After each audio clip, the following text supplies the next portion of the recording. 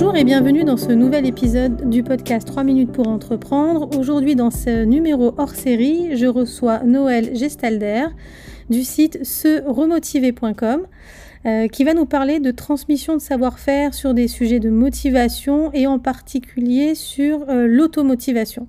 Bonjour Noël et bienvenue. Bonjour Émilie.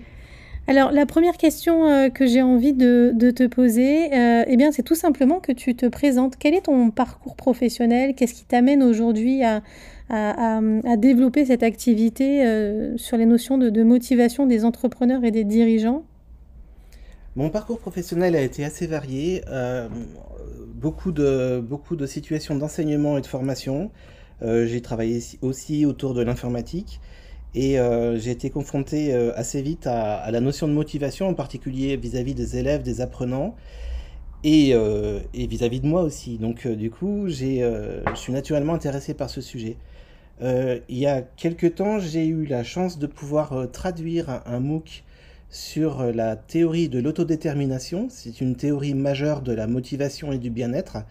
Et ça m'a permis de comprendre de façon théorique ce que j'avais un petit peu deviné par intuition du point de vue pratique après la pratique d'enseignement.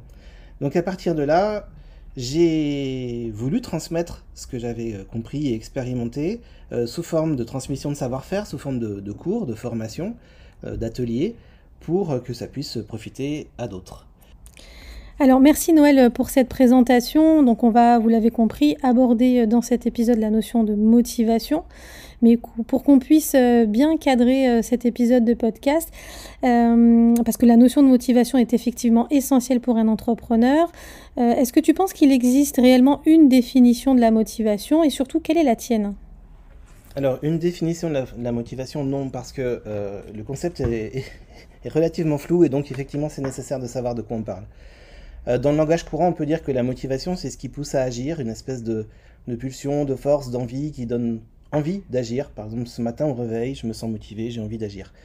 Mais ça, c'est parce que tu savais que tu allais enregistrer l'épisode du podcast. Ouais, mais c'est souvent au réveil, je suis assez motivé. On peut dire aussi que la motivation, c'est ce qui soutient une action. Donc c'est ce qui va non seulement la déclencher, mais qui va l'orienter vers une direction, qui soutient son intensité, sa persévérance jusqu'à l'aboutissement ou l'interruption d'une action, parce que l'action va s'inscrire dans le temps et il faut la soutenir jusqu'à la fin. Ça, c'est une définition assez classique.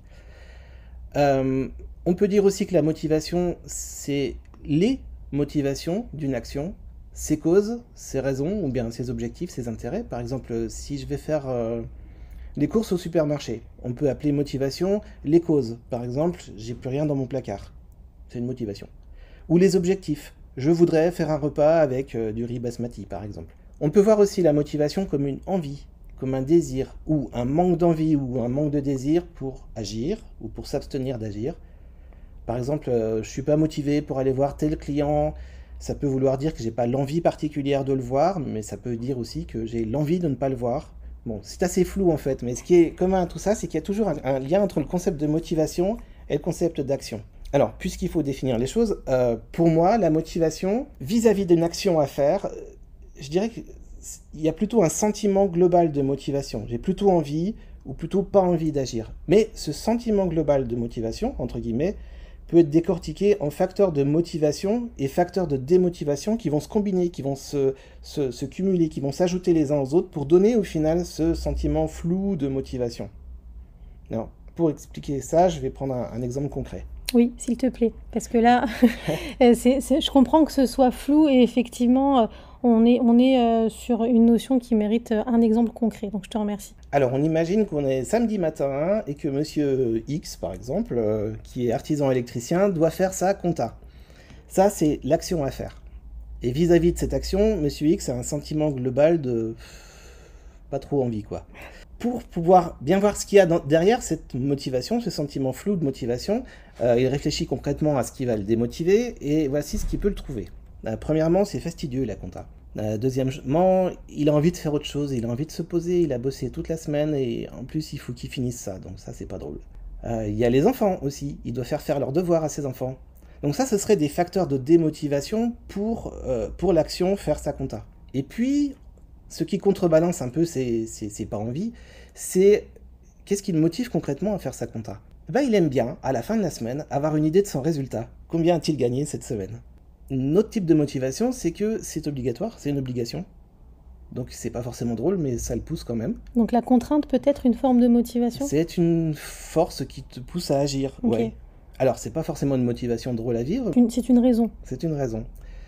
Il y a aussi le fait que faire la compta, pour Monsieur X, ça lui donne l'impression de pouvoir vivre son rôle d'entrepreneur à fond. Ça lui donne une bonne image de lui, l'image de quelqu'un qui est capable de tout gérer sans avoir besoin de personne. Alors, c'est pas forcément un modèle à suivre, mais ça peut être une motivation aussi, une motivation par rapport à une fierté, par exemple. Et puis, il peut y avoir aussi une motivation sous forme de punition, c'est-à-dire s'il fait pas sa compta maintenant, il en aura davantage à faire la semaine prochaine. Ça va vite devenir ingérable. Donc tout ça, c'est des facteurs de motivation. Et quand on combine ces facteurs de motivation et de démotivation, ça donne ce sentiment global de... Dans ce cas-là particulier, de pas envie, mais ça pourrait aussi s'équilibrer différemment selon les personnes et ça pourrait finir par oui, je vais la faire, cette compta. Parce que finalement, la satisfaction de faire les choses, c'est aussi une source de motivation. Oui. Après l'action, on peut ressentir, on peut se contenter de l'après-action comme source de motivation. Oui, la satisfaction après une action, la satisfaction anticipée, c'est réellement une source de motivation. Donc pour en revenir à une définition de la motivation, pour moi, la motivation, c'est un sentiment global, un peu flou, d'envie ou de pas envie vis-à-vis d'une action. Et quand on commence à analyser ce sentiment global, on découvre des facteurs de motivation très concrets. Et précisément parce qu'ils sont concrets, on peut travailler dessus. On peut s'attacher à réduire l'intensité des facteurs de démotivation. On peut découvrir de nouveaux facteurs de motivation. C'est un peu le principe d'une balance à plateau, en fait. D'un côté, on a les facteurs de démotivation qui ont un poids plus ou moins lourd. D'autre côté, un facteur de motivation qui ont des poids plus ou moins lourds. Et l'ensemble fait une sorte d'équilibre. Et alors, ce qui est intéressant, c'est que pour passer d'une démotivation à une motivation, il suffit de diminuer très légèrement le poids d'un des facteurs de démotivation. Et tout à coup, on peut faire brusquement changer le sentiment global de motivation du côté pas envie au côté « Ah oui, je vais le faire ». Alors du coup, on a la main sur cette balance? Ouais, c'est ça. Du coup, on peut gérer sa motivation. On n'est pas obligé de subir. On peut être acteur de la transformation de sa propre motivation. Noël, est-ce que tu dirais que, à contrario, l'absence de motivation peut être un véritable frein? L'absence de motivation, ouais, la non-motivation. Oui, c'est un obstacle, ça c'est sûr. Disons que c'est un frein. C'est pas nécessairement un obstacle parce qu'on peut travailler aussi sur ça. Et la façon de travailler sur une non-motivation, c'est d'essayer de comprendre ce qu'il y a derrière. Et en fait, on peut voir qu'il y a plein d'origines de non-motivation ou d'absence de motivation possible. Par exemple, quand on a une énergie motivationnelle faible, ça peut venir tout simplement de la fatigue. Il y a plus d'énergie, il y a trop de fatigue. Ça peut être aussi lié à un ressenti de non-compétence, de manque de compétence, de capacité. On se dit, de toute façon, j'y peux rien. Oui, c'est un peu de l'auto-sabotage, là. Oui, mais ça peut être une réalité. Oui. Ça peut être une réalité pour laquelle la réponse pertinente va être je suis pas compétent, je peux me former, ou je peux déléguer, ou on peut trouver des solutions. Mais tant qu'on reste au niveau du sentiment global de pas de motivation, tant qu'on n'a pas mis la main sur le doigt sur la raison, on peut pas faire grand chose. Par contre, quand on connaît la raison, on sait qu'on a des solutions. On peut les inventer soi-même, quoi. Une autre origine de non-motivation, c'est quand c'est la situation qui pose problème. De toute façon, personne n'y peut rien. Ou en tout cas, quand on a l'impression que cette situation est insoluble. Là encore, on peut trouver des solutions. Par exemple, discuter avec les autres pour voir si réellement la situation est insoluble ou pas, trouver des solutions, etc. Il y a aussi quand on ressent que l'action est pour soi inutile ou sans valeur, sans intérêt. De toute façon, ça sert à rien. Là, c'est pas forcément objectif, c'est vraiment en termes de... Est-ce que ça correspond à mes valeurs, par exemple, ou est-ce que ce que je fais est futile et inutile, quoi. Et puis, on peut avoir des impressions d'absence de motivation aussi quand l'énergie motivationnelle est forte. Par exemple, quand il y a trop de choses à gérer à la fois et que ça nous paralyse. Alors là, limite, on a l'énergie, mais on n'arrive pas à savoir comment l'exploiter et l'utiliser. Une impression d'absence de motivation, ça vient aussi... Tout à l'heure, j'ai parlé de facteurs de motivation et de démotivation. C'est quand on n'arrête pas de balancer dans sa tête entre « je voudrais bien, ce serait bien » et d'un autre côté, en même temps... Et tant que ça reste dans la tête, tant que c'est pas posé, analysé, travaillé, ça reste paralysant, c'est un véritable frein pour l'action. C'est une situation aussi à traiter. Une Autre situation, ah oui, c'est quand on a plusieurs situations qu'on envisage et qu'on est d'accord avec aucune de ces situations. C'est quand toutes les solutions sont mauvaises. Et ça donne pas envie d'agir. Non, du tout. Et pourtant, quand on commence à travailler sérieusement sur les facteurs de motivation pour les transformer, il peut arriver qu'on se retrouve avec une bonne solution et une mauvaise solution, voire 2 bonnes solutions. Et là, c'est pas forcément plus facile pour le choix, mais en tout cas, c'est beaucoup plus facile pour le plaisir, quoi. On a 2 solutions à choisir, enfin 2 bonnes solutions à choisir, et ben on peut y aller, quoi. On sait que quoi qu'il arrive, l'une des 2 solutions est bonne. C'est ça. Donc, attends, pour revenir à la question, est-ce que l'absence de motivation est un frein? Oui, ça c'est sûr. Mais ça vaut le coup de bien comprendre d'où vient cette absence de motivation, parce que très souvent, le fait de le comprendre, c'est déjà commencer à trouver des solutions. Un bon point de départ pour résoudre ce frein-là. Quels sont les conseils que l'on peut donner à un entrepreneur qui se retrouve souvent dans le creux de la vague et qui, de ce fait, n'arrive plus à revenir à la surface, à retrouver une source de motivation? Alors, faut voir c'est quoi le creux de la vague. Oui, alors on va dire que voilà, j'ai une liste de tâches à faire, qu'elle s'allonge et que je n'arrive plus à trouver une bonne raison de me lancer corps et âme dans mon activité. D'accord. Alors, je dirais que déjà, il faut prendre conscience que la motivation, ça se gère, qu'il y a moyen de ne pas subir, donc d'agir dessus. Donc, prendre conscience déjà qu'on y peut quelque chose. Déjà, ça met en route. Après, l'idée, c'est d'analyser ce qui se passe en soi, s'introspecter sur ces motivations, et on va pouvoir découvrir des éléments qui vont confirmer l'action, qui vont réorienter l'action en fonction de la réalité. Et puis, ne pas rester seul. C'est pas juste une question de soutien humain, ça en fait partie, mais pas seulement. Il y a plein d'accompagnateurs, de consultants, de coachs, d'aides humains qui vont pouvoir avoir un regard objectif sur la situation et qui pourront probablement avoir des idées que tout seul on n'aurait jamais eues. Et la prise en compte de ces nouvelles idées, la prise en compte de ces nouvelles opinions va changer aussi le rapport qu'on a par rapport à l'envie ou pas envie de faire cette chose particulière. Puis tu parlais de creux de la vague, il y a quand même un cas particulier qui arrive à peu près tout le monde dans le cours de son humanité, c'est quelque chose de très humain. C'est, tout le monde un jour ou l'autre est confronté à ses limites psychiques. Et là encore, il n'y a pas de honte à travailler sur soi, accompagné d'un professionnel de santé, pour... Alors, c'est pas directement en termes de professionnel, d'entrepreneur, etc., mais pour pouvoir mieux vivre aussi cette dimension d'entreprise. Et ça a des répercussions sur toute la vie, en fait. Est-ce que tu dirais que parfois, se motiver, c'est justement d'un point de vue psychique, devoir se surpasser, aller au-delà de ses capacités psychiques ou parfois même physiques? Alors, non. Enfin, oui, on peut y aller à la dure comme ça, mais ça dure pas très longtemps. Ça tient pas dans la durée. Non, l'idée, c'est vraiment de se trouver en accord avec soi-même. Moi, quand je travaille personnellement sur des sujets de motivation, sur des sujets où concrètement je suis démotivé, mais pourtant concrètement j'ai vraiment envie, ou je me dis oui, il faut quand même le faire. Alors oui, je peux y aller à la dure, et c'est désagréable. Et en termes de persévérance, ça tient pas longtemps. Ça tient pas longtemps, chez moi en tout cas. Ça doit dépendre des personnalités, mais chez moi, ça tient pas longtemps, effectivement. Ou alors, je peux justement travailler sur ce que je disais tout à l'heure, ce qui me démotive, ce qui me motive. Et dans ce qui me démotive, c'est essayer de voir comment aménager les choses pour alléger le poids de ces démotivations. Et réellement, après, je me sens en phase avec le choix que je veux faire, parce que je ne vais pas aller contre moi-même. Et du coup, quand on est en phase avec ce qu'on fait, mais quand on est en phase pas simplement intellectuellement, mais aussi au niveau du ressenti, on n'est plus on est moins dans une démarche de je grille toute mon énergie à forcer, il y a quand même moins de risques de dérive de problèmes psychiques, tout simplement, ou de souffrance, exactement, oui. Alors, donc, l'idée, c'est vraiment d'être en accord avec soi-même, et ça, c'est une belle conséquence, en fait. C'est pas juste opérationnel pour pouvoir avancer malgré tout, c'est aussi pour pouvoir avancer avec ce qu'on est, comme on est, et en congruence avec ce qu'on est, avec l'envie d'avancer. Est-ce que tu dirais, pour rebondir sur ce que tu viens de dire, est-ce que tu dirais qu'un entrepreneur devrait, avant de se lancer ou dans la phase de lancement de son activité, faire ce travail d'introspection, d'analyse très très honnête sur ses capacités, ses compétences, ses limites psychiques, physiques, pour s'assurer que ses sources de motivation, ses raisons de motivation soient en cohérence avec ce qu'il est? Alors oui, c'est une super question. Je te remercie.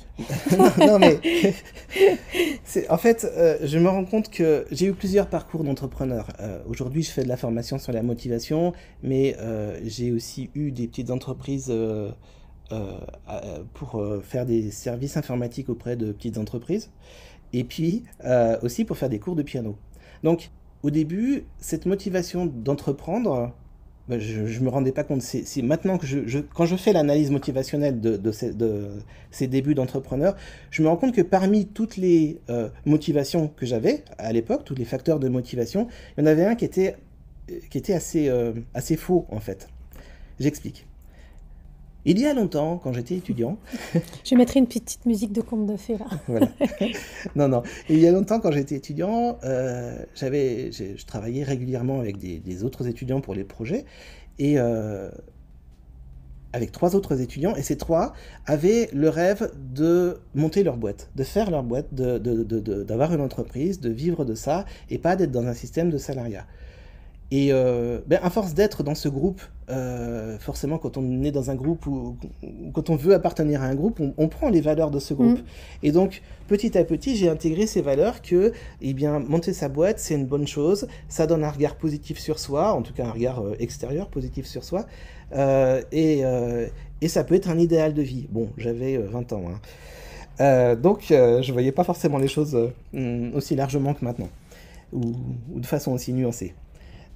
Et donc, ma première entreprise, quelque part, un des facteurs de motivation, c'était ce désir de monter ma boîte parce que, dans ma tête, ça donnait un regard positif sur moi, ça donnait une estime de moi, mais vue des autres, qui était positif, ça me donnait l'impression d'appartenir à un groupe, ça me donnait l'impression d'être important, tout simplement, quoi, dans la société. Et en fait, cette raison était une mauvaise raison. Parce que c'était pas pour moi que je faisais ma boîte. Finalement, c'était pour le regard des autres. Pourquoi? Peut-être pour l'estime de ces étudiants que je ne voyais plus depuis plusieurs dizaines d'années. Et ça, je ne m'en rendais pas compte. Par contre, une analyse motivationnelle qui se fait avant le lancement, ou même pendant le lancement, à tout moment de la vie d'un entrepreneur, permet de détecter finalement ces facteurs de motivation initiaux, qui pouvaient être faux ou qui pouvaient être pour de mauvaises raisons, ou alors qui pouvaient être pour des bonnes raisons à un moment de sa vie, mais qui ne sont plus forcément des bonnes raisons maintenant, et qui sont restées un petit peu inconsciemment et qui vont pousser à faire cette entreprise. Et d'un autre côté, ça permet aussi de voir les très bonnes raisons pour lesquelles on fait une entreprise. Oui, la motivation n'est pas forcément un leurre. Il peut y avoir une vraie raison. Ça peut correspondre à un plaisir, tout simplement. Le plaisir de se sentir exister, il y a des choses qui bougent tout le temps. Le plaisir d'être en contact avec plein de gens. Ça peut être... c'est pas vrai pour toutes les situations d'entreprise, hein, mais ça peut l'être. Voilà. Ça peut être lié à des valeurs. Par exemple... je vais prendre un exemple fictif, parce que là, j'ai pas d'exemple réel, mais si quelqu'un a le sens écologique, sent que c'est important de faire attention à son environnement pour le futur, pour nos enfants, pour les autres, tout simplement, il peut avoir envie d'agir concrètement pour ça. Et une façon d'agir concrètement, c'est aussi par l'entreprise, parce qu'avec cette entreprise, il aura des moyens d'action plus grands en termes d'autonomie, en termes de liberté, que s'il était professionnellement salarié, par exemple. Il va pouvoir consacrer finalement tout son temps de travail à cet aspect écologique.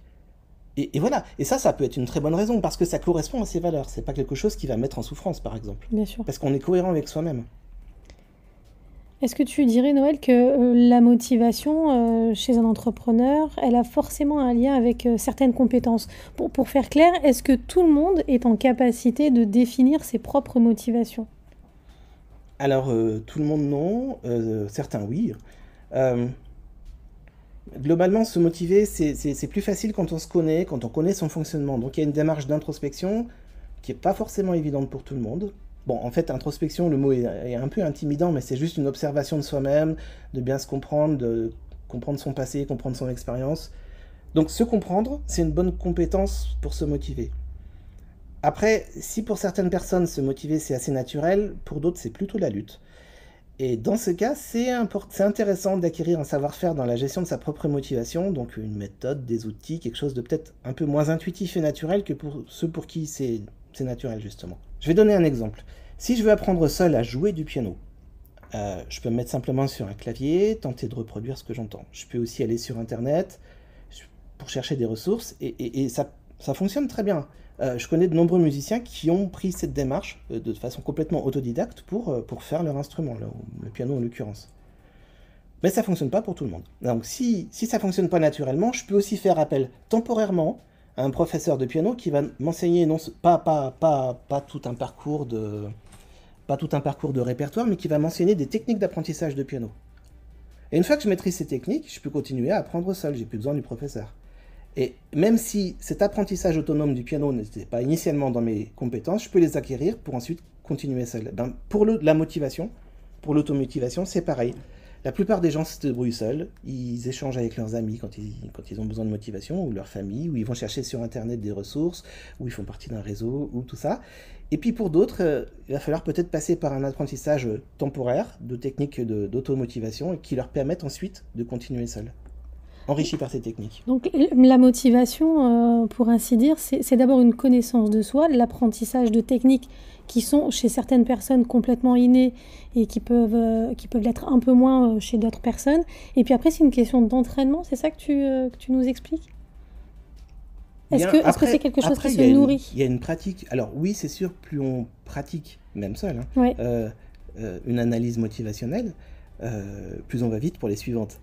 Et alors, moi, ce que je trouve dans mon expérience personnelle assez génial, c'est qu'en fait, c'est pas simplement des impacts professionnels, mais aussi personnels. Si, pour des raisons familiales, il est nécessaire, par exemple, que je fasse telle ou telle action, partir en vacances à tel endroit, par exemple, et que spontanément, j'ai pas envie, je peux dire, tant pis, j'y vais à la dure, comme je disais tout à l'heure, et puis ça va se faire. Mais je peux dire aussi, bon, j'ai pas envie, donc je peux faire une analyse motivationnelle. Je m'assois, je prends un papier, je pose ce qui me démotive, ce qui me motive, et je vois dans ce qui me démotive comment je pourrais trouver des aménagements qui me permettent de vivre cette situation de façon beaucoup plus agréable que spontanément sans y réfléchir. À la fin, je me retrouve avec mes motivations initiales, peut-être enrichies parce que je n'aurais trouvé d'autres, et puis avec moins de démotivation qu'au départ, et du coup je suis motivé pour, en l'occurrence c'était un sujet de partir en vacances à tel endroit, à un endroit particulier.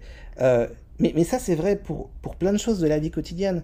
Finalement, quand il y a des choses qui vous empoisonnent, on se pose 10 minutes, on fait une analyse motivationnelle, on trouve ce qu'on peut aménager dans son environnement ou transformer dans son environnement pour que ça soit vécu de façon plus congruente, plus en accord avec soi-même, et puis on y va. Et là, la motivation, elle est vraiment là-dessus. Alors, tu utilises le terme d'analyse motivationnelle. Ouais. Quels sont, toi, les outils de coaching que tu mobilises pour accompagner les dirigeants, les managers qui sont soit en perte de motivation, soit qui ont besoin de retrouver de nouvelles sources de motivation ? Alors, ce que je propose, c'est pas du coaching, c'est vraiment une transmission de savoir-faire, donc c'est plus de la formation sur l'automotivation. Je propose aussi des ateliers ou des séances de conseil pour travailler sur des sujets particuliers, quand l'objectif, c'est juste de se pencher sur une problématique, mais pas forcément d'acquérir le savoir-faire. Alors, c'est marrant parce qu'en fait, ta question elle est intéressante. Quand tu parles de manager, ça sous-entend qu'il y a des managers. Et là, il y a une chose à bien comprendre. Si je forme quelqu'un pour qu'il puisse avoir des techniques de motivation pour motiver quelqu'un d'autre, je pense que ça ne marchera pas très bien. À partir du moment où on sent que quelqu'un d'autre veut nous influencer, ou veut que nous soyons motivés, sous-entendu, on n'y était pas avant, d'entrée de jeu, il peut y avoir une grosse résistance, parce que personne n'aime se sentir manipulé, en fait. Donc la motivation, ce n'est pas quelque chose qu'on impose. Non, mais par contre, je peux former des gens, des managers par exemple, ou des enseignants par exemple, pour qu'ils aient conscience de ce qui démotive les autres, et qu'ils puissent eux-mêmes être attentifs à un cadre qui va favoriser l'émergence spontanée de la motivation des gens dont ils ont la charge. Un cadre qui va favoriser la motivation. Alors, je pense que le top du top, dans une équipe par exemple, c'est que chacun dans l'équipe soit formé à l'automotivation, et du coup que ce soit l'équipe elle-même qui, avec ça, détecte ce qui, dans son cadre, est démotivant, et que l'équipe transforme elle-même ce cadre. Et là, on est vraiment dans une dans une appropriation motivante et responsabilisante de son environnement de travail, en groupe. Et pour les entrepreneurs individuels, finalement, c'est la même chose. La base de la base, c'est ce savoir-faire en automotivation. On va développer un petit peu ce sujet-là. Est-ce que tu penses que la motivation, c'est quelque chose qui est définitivement individuel chez un entrepreneur ? Est-ce que c'est un sujet personnel ou est-ce que finalement, avec d'autres, une communauté, un réseau peut contribuer à la motivation d'un entrepreneur ? C'est ça. Alors, je pense que d'abord, ça dépend de la personnalité de chacun. Selon la personnalité, il y a des personnes qui vont adorer être en réseau pour être avec des gens, pour échanger, pour pouvoir vivre des choses ensemble. Et puis, il y a des gens qui seront plus à l'aise en relation duel, enfin avec une personne, mais pas avec trop de monde autour d'eux. Puis, il y a des gens qui sont complètement solitaires, quoi. Donc, ça dépend vraiment de la personnalité par rapport à la pertinence d'une communauté ou d'un réseau. Mais au-delà de la personnalité, je pense, je suis persuadé d'ailleurs, que justement ce réseau il peut aider à motiver. Donc je vais prendre mon exemple personnel. Moi spontanément je suis quelqu'un d'assez solitaire, j'aime bien faire tout seul les choses dans mon coin et une fois que c'est fait, le proposer pas forcément à un groupe de 150 personnes mais plus à des petits groupes. Donc au niveau de ma personnalité, je suis plutôt quelqu'un qui va avoir tendance à pas aller spontanément chercher dans le réseau de l'aide. Voilà. Mais je me rends compte que en ce moment je suis accompagné par parce que je suis un entrepreneur jeune dans cette entre guillemets dans cette activité, je suis accompagné tous les mois par quelqu'un qui pose un regard sur ce que j'ai fait, sur l'état actuel des choses, qui ouvre des chemins possibles. Et cette petite entrevue mensuelle, en termes de motivation, ça me rebooste. Assez souvent, j'arrive avec plein de doutes. Après, je repars avec plein de doutes, mais des réponses. Et ça change. Ça change par rapport à l'envie d'avancer, l'envie de continuer ou la difficulté d'avancer. Et donc, réellement, pour moi, dont la personnalité est « je me débrouille tout seul », je me rends compte que l'apport d'un réseau, l'apport d'une communauté d'entrepreneurs, ou dans le cadre d'un coworking par exemple, est extrêmement motivant. Et c'est pas juste la motivation comme un feu de paille, c'est-à-dire ouais c'était bien d'être ensemble et tout ça, et maintenant je me retrouve tout seul avec mes problèmes. Non, c'est vraiment le regard de quelqu'un d'autre, de professionnel, qui ouvre des chemins là où j'en vois pas et qui relance la motivation. Donc oui, la communauté, oui, le réseau participe à l'entretien de cette motivation. Même si on est à la base un entrepreneur qui a plutôt besoin de travailler son sujet dans son coin, c'est toujours intéressant de le confronter et de confronter sa motivation finalement à d'autres entrepreneurs ou d'autres professionnels plus généralement. Oui. Est-ce que tu arrives, toi, au fil de tes expériences, à identifier des sources de motivation qui puissent être communes à une majorité d'entrepreneurs ? Oui, il y a des sources de motivation qui sont à peu près universelles. Alors, c'est pas moi qui les ai trouvées, c'est des théories de la motivation. Par exemple, quand on agit, j'en parlais tout à l'heure, quand on agit en étant fondamentalement d'accord avec nos actions, ça motive. Il y a une question d'autonomie, de liberté d'action. Quand on ressent une maîtrise sur ce qu'on fait ou une progression du sentiment de compétence dans ce qu'on fait, ça motive. Typiquement, quand on est entrepreneur, on n'arrête pas d'apprendre, en tout cas dans les premières années. On maîtrise son métier éventuellement technique, mais on ne maîtrise pas nécessairement le métier d'entrepreneur quand on commence à être entrepreneur. Donc là, il y a aussi un sentiment de progression de maîtrise qui se fait et qui est à peu près universel. Lorsqu'on est en lien avec des personnes, à propos de qui on peut dire « je peux compter sur toi » ou « je peux compter pour toi »,« je compte sur toi, je compte pour toi », ça motive. Pas pour tout le monde, mais c'est quasiment universel. Lorsqu'on trouve du sens et du plaisir à ce qu'on fait, ça motive. Les deux, le sens et le plaisir. Si on n'a que le sens, c'est très bien, c'est un petit peu plus difficile. Si on n'a que le plaisir, c'est très bien aussi, ça marche. Sauf que le plaisir, ça disparaît au bout de quelques années, parce que voilà, c'est comme... ça c'est vraiment un truc humain, en fait. Ça dure ce que ça dure, mais c'est pas éternel. Et après, si le plaisir diminue, il faut quand même pouvoir s'appuyer sur du sens pour persévérer. Donc si on est sur un projet d'entreprise à court terme, quelques années, 4-5 ans, on peut se baser que sur une motivation de l'ordre de l'intérêt et le plaisir. Si on a une vision un petit peu plus long terme, parce qu'on a envie d'y passer 10 ans, 15 ans, faut vraiment trouver du sens à ce qu'on fait. Du sens, c'est-à-dire une adéquation entre l'agir quotidien et les valeurs qu'on a. Alors ça peut être du sens dans l'objectif de l'entreprise, mais ça peut être aussi du sens dans la façon dont on est en relation avec les différents partenaires, les acteurs finalement du fonctionnement de l'entreprise. Et c'est d'autant plus vrai que la plupart des activités entrepreneuriales sont assez répétitives finalement. Et la motivation et la répétition des activités clés de l'entreprise, est-ce que ça fait bon ménage ? Ah, mais ça dépend des personnalités aussi. Ouais. Alors, très clairement, il y a des personnalités qui vont être à l'aise et vont rechercher alors répétitivité, je ne sais pas, mais une certaine sécurité dans les actions qui sont répétitives, oui, c'est vrai. C'est rassurant. Quelque part, c'est une bonne base pour pouvoir effectivement, après, prendre des risques sur d'autres domaines. Oui, clairement. Ça donne une impression d'un cadre. De stabilité, quoi. Et puis, il y a d'autres personnes où, non, au contraire, il faut que ça change tout le temps. Et donc, la répétitivité, pour le coup, va être un poids, clairement. Dans ce cas-là, faut déléguer. Alors, une façon de déléguer, tiens. On est dans une pépinière d'entreprise. Oui. Je fais de la pub, mais en fait, c'était pas du tout prémédité. Mais l'avantage énorme d'une pépinière d'entreprise, c'est que les tâches hyper répétitives, comme le traitement de la facturation, comme le traitement de la compta, en fait, c'est délégué. Voilà. Et donc, si c'est quelque chose qui ne nous convient pas, bien sûr, parce que ça peut être trop compliqué, mais si ça ne nous convient pas parce que c'est trop répétitif, il ne faut pas rester tout seul. Oui. Il faut choisir le mode de fonctionnement qui correspond aussi à sa personnalité. Exactement. Et à ses freins et à ses sources de motivation.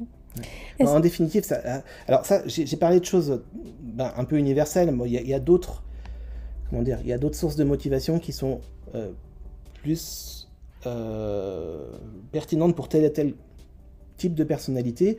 Et puis, ça peut être aussi quelque chose de très individuel, parce que même s'il y a des tendances statistiques, en définitive, chacun est unique, chacun a ses propres sources de motivation. Et justement, est-ce que tu penses, à titre individuel, que la motivation est une notion qui peut évoluer, changer au fil du temps, au fil de la vie de l'entreprise et de l'entrepreneur ? Alors oui, c'est quelque chose qui bouge tout le temps, la motivation change. Chaque jour qui passe, chaque événement, chaque décision transforme l'environnement. Et en retour, ça transforme aussi sa propre motivation. On est capable tout seul de se créer finalement un cadre qui va nous démotiver, quoi, avec le temps. Complètement. Donc, quand on sent qu'on n'est plus vraiment à ce qu'on fait, ça vaut le coup de réévaluer cette motivation pour nous auto-remotiver. Et ça peut entraîner en retour des changements dans notre environnement. Un peu plus tôt dans cet épisode, j'ai évoqué la notion d'auto-sabotage. Est-ce que tu penses vraiment qu'un entrepreneur peut être enclin à se démotiver par peur de réussir ? C'est un sujet que j'ai abordé dans un épisode précédent, d'entrepreneurs qui ne trouvent pas de motivation, mais qui quelque part se complaisent dans la non-réussite de leur activité par peur justement de réussir. Oui. Alors ça c'est intéressant parce que ça peut être effectivement, ça croise des compétences de motivation avec des compétences techniques, c'est-à-dire j'arrive à réussir ou pas, et ça croise aussi avec des états psychologiques. Enfin, le passé d'une personne peut parfaitement l'avoir, entre guillemets, formaté, même si c'est un formatage temporaire, l'avoir formaté pour ne pas avoir le droit de réussir. Pour 10 000 raisons dans l'histoire psychologique des uns et des autres. Mais c'est pas forcément un obstacle, dans le sens où à partir du moment où c'est décodé, eh bien, si c'est une difficulté psychologique, ça vaut le coup de se faire aider par un pro de la santé. Si c'est des difficultés techniques, parce que c'est possible de se lancer sur des choses où finalement on n'est pas compétent complètement. On peut se former ou on peut déléguer à des gens qui savent. Enfin, déléguer au sens, c'est pas forcément avoir des salariés dans son entreprise, ça peut être aussi travailler en partenariat avec un prestataire. Alors je dis pas que l'auto-sabotage c'est pas bien, parce que effectivement c'est une réalité pour certaines personnes, et ben voilà, faut partir de la réalité. Et ce qui est important, je crois, c'est de bien comprendre non seulement la notion d'auto-sabotage, mais le pourquoi des choses. Et à partir du moment où on a un pourquoi, ben, on commence à avoir des moyens d'action dessus. Après, c'est lié à la liberté de chacun. Peut-être que certains vont dire, bon ben, je comprends le pourquoi, j'ai des moyens d'action et je vais essayer de changer. Et puis d'autres vont pouvoir se dire, bah, je comprends pourquoi, j'ai des moyens d'action, mais si je change ma vie, ça va me faire encore plus peur. Finalement, l'auto-sabotage, ça peut être aussi un moyen de se préserver. Un moyen de se préserver. Ouais, je confirme, j'ai déjà rencontré finalement pas mal d'entrepreneurs qui ne réussissaient pas. Et quand on analysait l'activité, on se disait mais je comprends pas, tout est fait pour que l'activité fonctionne correctement. Et en creusant un peu, effectivement, il y avait cette notion d'auto-sabotage parce que la personne ne se sentait pas capable en fait d'affronter une activité qui grandit, le recrutement de salariés, la recherche de locaux supplémentaires. Ça peut faire effectivement peur de réussir et inconsciemment, on peut s'auto-saboter pour ne pas aller trop vite dans l'expansion de son entreprise ou même dans la réussite toute simple de son activité. Et pourquoi pas, s'il s'agit de ne pas croître, par exemple, on peut être effectivement à l'aise dans une petite entreprise. Peut-être, même si elle grandit, même si on a 3-4 personnes avec soi, on peut se sentir à l'aise avec ça et on n'est pas obligé d'avoir une croissance permanente. Alors ça, c'est vrai.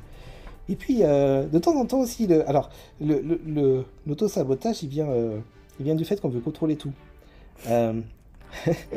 C'est-à-dire, on veut être à la fois... Je ne sais pas si vous avez vu la pub pour Yonos. À un moment donné, il y a un restaurateur qui fait ses propres plats, mais avec ses propres couteaux qu'il a forgés lui-même, au feu d'un volcan qu'il a créé lui-même. Enfin, c'était un truc complètement délirant, mais qui mettait bien l'accent sur le fait que de nouveaux entrepreneurs, des auto-entrepreneurs qui ne sont pas partis sur une notion au départ de travail à plusieurs, en équipe et tout ça, ont...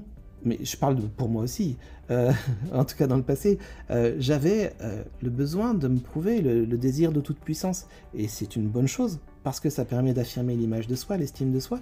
Et en même temps, c'est un piège. C'est extrêmement épuisant. Déjà, oui. Mais c'est un piège parce que précisément, on ne peut pas aller au-delà d'être tout seul.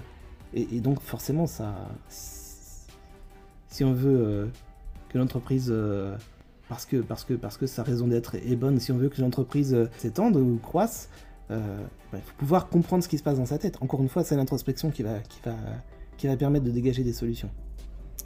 Merci Noël, je trouve le sujet extrêmement intéressant et je suis certaine que ça va intéresser les auditeurs de ce podcast parce que la motivation reste le point de départ d'une activité, du souhait déjà d'être entrepreneur. Qu'est-ce qui me motive pour changer de vie, parce que être entrepreneur, c'est radicalement changer de vie et entreprendre sa vie finalement, au sens large. Est-ce que tu veux ajouter quelque chose sur ce sujet ? On a tout dit alors. On a tout dit. C'est parfait. Je te remercie Noël pour cet échange. Merci. À très vite.